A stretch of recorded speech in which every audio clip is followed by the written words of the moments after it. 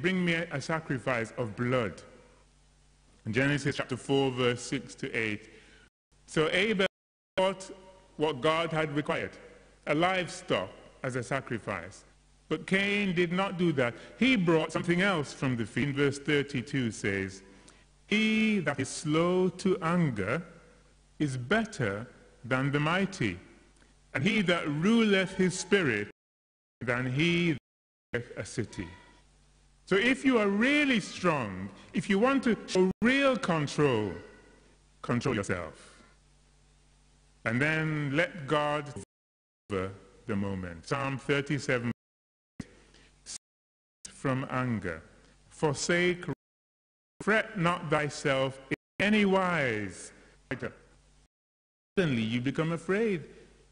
Because you think, well, I did write a good song, but I don't know if I can write a song. And now they want me to write 2 songs a week.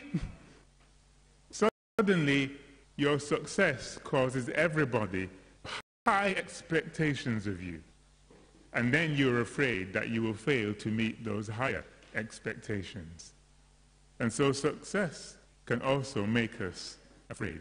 Sometimes we are afraid of rejection, so afraid of rejection that we don't ask the question. I can just imagine a man taking his young lady out to a restaurant and he wants to ask her, will you marry me? But he's so scared because, no one wants to risk a no. You want to be sure that a yes, but he's not sure if there's going to be a yes or a no.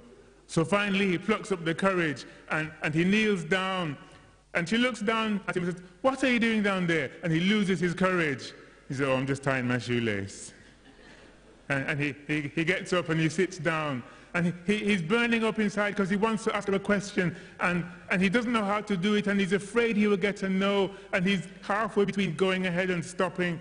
And then he turns to her and says, will you? And she says, will you what? He says, will you pass me the salt? Reject them. They will compromise. Imagine what could possibly go wrong in the future. And sometimes we are afraid of the past, afraid that one day our past will catch up nor forsake you. And finally, shame. We talked about anger, we talked about fear. The final pitfall is shame. Shame is one of those strange words. It's not the same as the word guilt. You see, shame is that painful feeling of humiliation or distress caused by a consciousness of foolish or wrongful behavior. Shame is that feeling of embarrassment that you experience when you reflect on your regrettable and unfortunate situations or actions in your distant or recent past.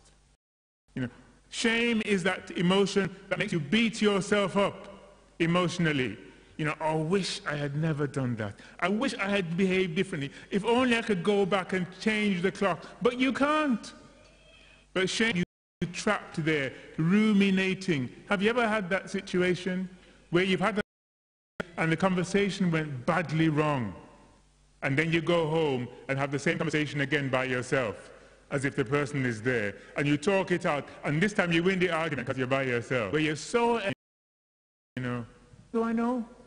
How do I know if I've not already done that? What to do when you are weighed down with shame? Number one, contemplate and reflect on the love of God. Number two, if you think you have gone too far, remember that God can go further. And number three, remember that Jesus is the friend of sinners. Contemplate and reflect on the love of God. Adam and Eve felt shame. When they sinned and they came in the presence of God, they felt so ashamed. As the presence of God filled the garden, they ran away and hid from the same God that loved them. Don't let shame cause you to run away from God. Because God is not running after you to punish you. He is running after you to save you. So if shame is weighing you down, reflect on the love of God. Jeremiah chapter 31, verse 3. And the Lord appeared unto me of old, saying,